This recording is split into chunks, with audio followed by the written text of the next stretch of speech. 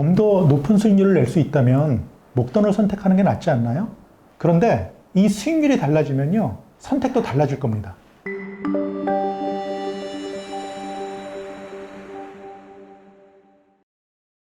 돈을 찾는 방법을 인출 전략이라고 하죠. 돈을 모으는 게 힘들지 돈을 찾는 게 뭐가 힘드냐 이렇게 말씀하시는 분들이 종종 있는데요.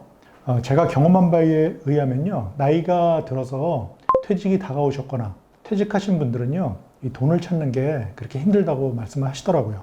그래서 제가 이번 시간에는 몇 가지 현실적인 질문과 그리고 그에 대한 답변을 통해서 인출 전략에 대해서 이해하는 그런 시간을 가져보도록 하겠습니다. 첫 번째 질문, 3억 원과 연금 월 100만 원 중에서 어떤 쪽이 나은가요? 목돈과 현금의 직접 비교가 쉽지 않습니다. 이 돈의 형태가 다르잖아요. 하나는 돈의 덩어리고 하나는 돈의 흐름이고. 그렇지만 다행히도요, 이 연금을 목돈으로 환산하는 이런 계산 방법이 있거든요. 연금을 목돈으로 바꿔놓으면은 이 비교가 가능하겠죠. 그래서 어느 쪽이 유리한지를 확실하게 알 수가 있다는 겁니다. 연금 월 100만 원이면 연간 1200만 원이잖아요. 이거를 제가 그 목돈으로 환산을 한번 해보겠습니다.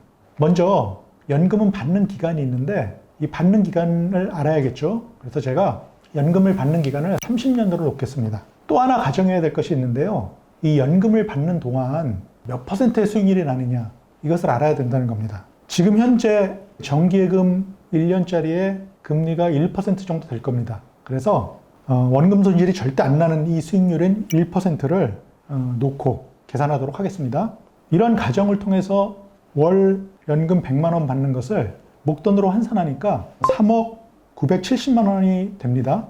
그러면 3억 원의 목돈과 연금을 비교해 보니까 연금으로 받는 게 총 970만 원 가량 이익이라는 결과가 나온 거죠. 제 생각에는 저 같으면은 연금을 선택하겠는데요. 그런데 투자 성향에 따라서 목돈을 선택하는 사람이 있다는 겁니다. 두 번째, 좀 더 높은 수익률을 낼 수 있다면 목돈을 선택하는 게 낫지 않나요? 앞에서 연금을 목돈으로 환산할 때 평균 수익률을 1%를 놨잖아요. 그런데 이 수익률이 달라지면요, 선택도 달라질 겁니다. 결론부터 제가 말씀드리면요, 좀 더 높은 수익률을 낼 자신이 있는 사람일수록 연금보다 목돈을 선택하게 된다고 합니다. 만약에 연금 받는 기간 동안의 연평균 수익률을 2%라고 가정하면요, 연금 월 100만 원 받는 것의 가치는 2억 6,980만 원이 됩니다. 그러면 연금을 받는 것보다 목돈 3억 원을 받는 게 낫죠. 이게 합리적인 선택일 겁니다. 앞에서 연금 받는 기간 동안의 연평균 수익률을 1%로 가정했을 때 3억 970만 원 가치라고 제가 말씀드렸는데 거의 이것에 비해서 4천만 원이 적은 거죠. 기대 수익률이 높을수록 목돈을 선택할 확률이 높다는 것을 알 수 있습니다. 실제로 투자 성향에 따라서 인출을 할 때 연금과 목돈 중에 선택하는 게 달라진다는 얘기인데, 돈을 모을 때도 그렇잖아요. 화끈하게 나는 못 먹어도 고 이러신 분들은 주식을 할 테고, 또는 예금만 하는 얌전한 분들도 있잖아요. 이것처럼요, 인출할 때도 투자 성향에 따라서 선택이 달라지게 되는 겁니다.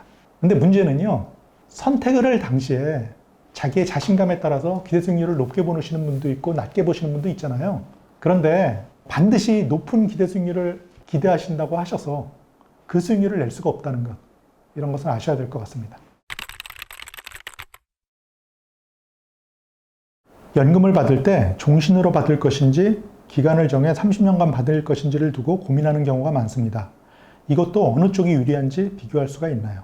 종신연금은 목돈으로 환산하는 게 불가능합니다. 그 이유는 사람이 언제까지 살지 자기 수명을 아는 사람이 없다는 그 이유 때문입니다. 결론적으로 말씀드리면요, 특정 연령 이상 사시면은 종신연금을 선택한 분이 유리합니다. 이 특정 연령이라고 하는 것이 일종의 손익분기점이 되는 것인데요.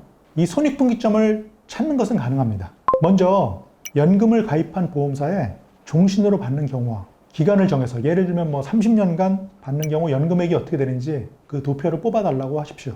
물론 이 연금을 언제 가입하셨냐에 따라서 이 데이터는 많이 달라지거든요. 그래서 실제 가입한 보험사에 테이블을 달라 이렇게 요청하시는 게 좋습니다.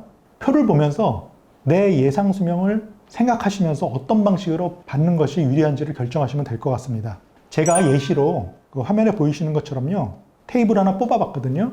보시면은 종신으로 받으시는 경우와 30년간 받으시는 경우에 연간 연금 액수가 나와 있죠.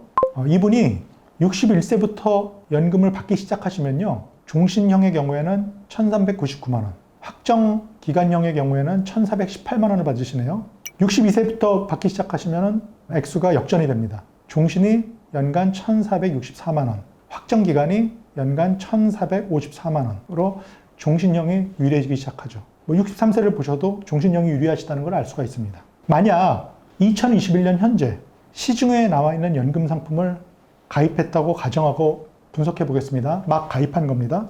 표에서 알 수 있는 것처럼요, 종신 방식은요, 적어도 92세까지는 사셔야지 30년간 나눠받는 확정 기간형보다 유리하다는 걸 알 수가 있습니다. 예를 들어서 만약에 62세부터 연금을 받기 시작하셨다, 이분이. 그러면 62세 이상 이후 사실 때마다 1년마다 종신 방식이 1464만 원씩 이익이 커지는 거죠. 굉장히 큰 이익입니다.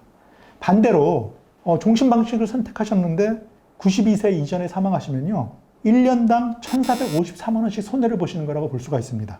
이처럼 생존 기간에 따라 종신형과 확정 기간형의 손익이 크게 갈린다는 거죠.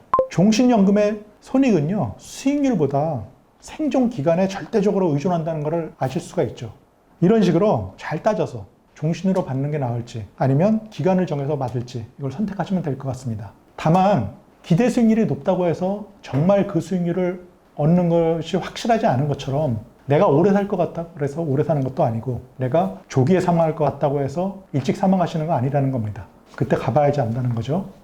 이상으로 오늘 수출 전략에 대해서 말씀드렸습니다. 감사합니다.